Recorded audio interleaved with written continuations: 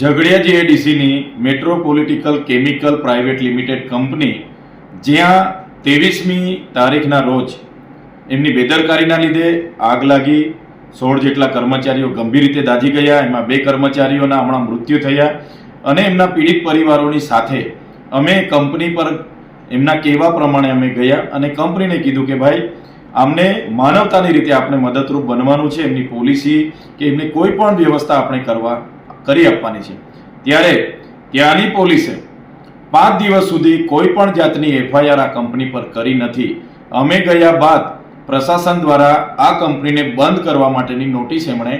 આપેલી છે ને સંતોષ માને છે। સવાલ એ થાય છે, કોઈ પણ ઘટના ઘટે, કોઈ મૃત્યુ પામે તો પ્રાથમિક તારણ મુજબ એવી કંપની પર એફઆઈઆર કરવી પડે, 0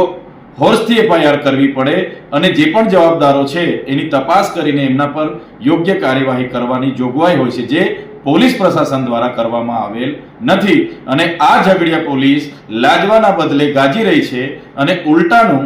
અમારા પર, મારા સહિતના આગેવાનો પર 3 એફઆઈઆર કરી છે અને એ એફઆઈઆર પણ ગઈકાલના રિઝલ્ટ આવ્યા બાદ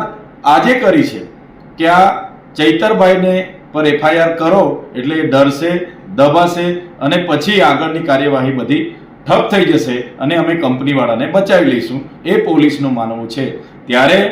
અમે પોલીસના એ અધિકારીઓને કહેવા માંગીએ છીએ, તમારી આવી ખોટી એફઆઈઆરોથી, તમારી જેલોથી અમે ડરવાવાળા લોકો નથી। અમે આ અગાઉ પણ ત્યાંના અંકલેશ્વર, પાનોલી, દહેજ, ઝઘડિયા, વાલિયા તમામ કામદારો માટે અમે લડ્યા છે, આજે પણ લડીએ છીએ અને ભવિષ્યમાં પણ અમે લડીશું અને લડતા રહીશું। અને જનતા ખૂબ સારી રીતે જાણે છે, જાગૃત છે, તમામ કામદારોને પણ ખબર છે કે આમાં શું ઘટના ઘટી છે। ત્યારે જ્યારે પણ અમારે